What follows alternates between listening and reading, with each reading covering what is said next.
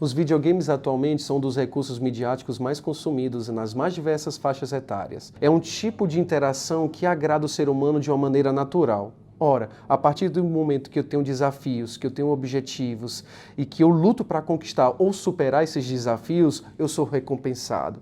E isso naturalmente faz com que o ser humano produza uma enzima chamada dopamina, que é justamente a enzima responsável pelo prazer.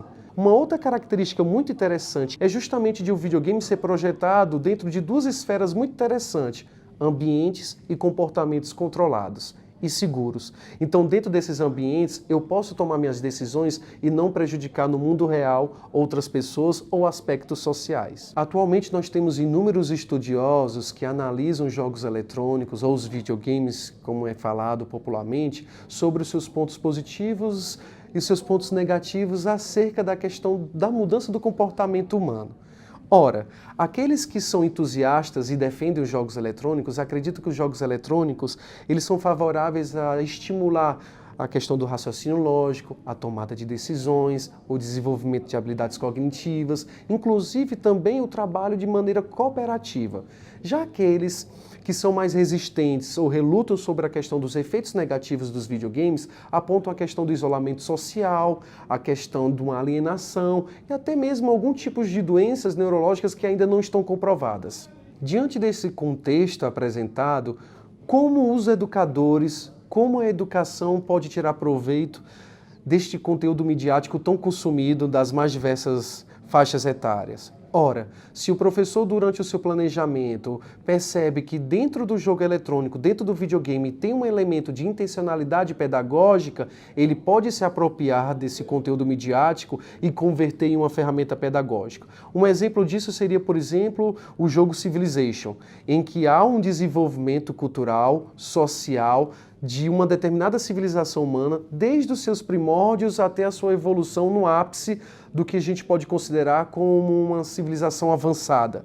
Dentro desse recurso, o usuário o tempo todo ele é solicitado a gerenciar recursos, a tomar decisões. Isso faz com que o usuário, além de perceber essa transformação, essa evolução social dentro desse mundo digital, ele consegue aí aprender elementos verdadeiros dentro dos seus componentes curriculares da educação básica. A partir do momento que eu tenho um excesso de produção, por exemplo, de madeira, e posso trocar com uma civilização vizinha por ferro, eu estou fazendo um câmbio e fazendo com que a minha civilização evolua a um ponto.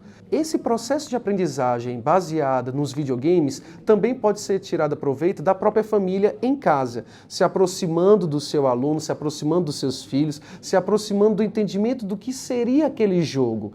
A partir do momento que o pai ou a mãe, com seu acúmulo de experiência, com seu repertório cultural, percebe elementos educacionais, a própria família pode puxar esses elementos para um aprendizado do aluno em casa, do filho. E isso faz com que o tempo todo ele vai se confrontar com os dilemas. E são justamente com esses dilemas morais que o usuário, o aluno, vai poder perceber as consequências dessas tomadas de decisões. E isso faz com que ele se prepare melhor para o mundo real. Puxando para o aspecto dessas novas mudanças e tendências que a nossa educação brasileira vem passando, como de acordo com a BNCC, nós temos a questão da competência digital, ou seja, da cultura digital.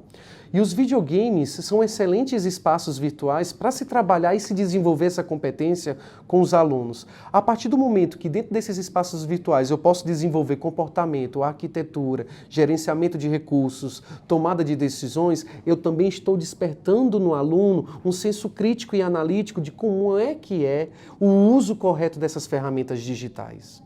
Apesar de os videogames ainda serem vistos muito como algo ligado ao passatempo, como uma perda de tempo ou simplesmente como uma coisa divertida, os videogames já são considerados hoje como uma oitava arte. Nele se representa a questão da arquitetura, do comportamento, de elementos culturais, inclusive de culinária, de estética. Isso faz com que o ser humano, a criança, o aluno, o aprendente se fortaleça e conheça outras culturas de uma maneira mais fácil através dos mundos virtuais.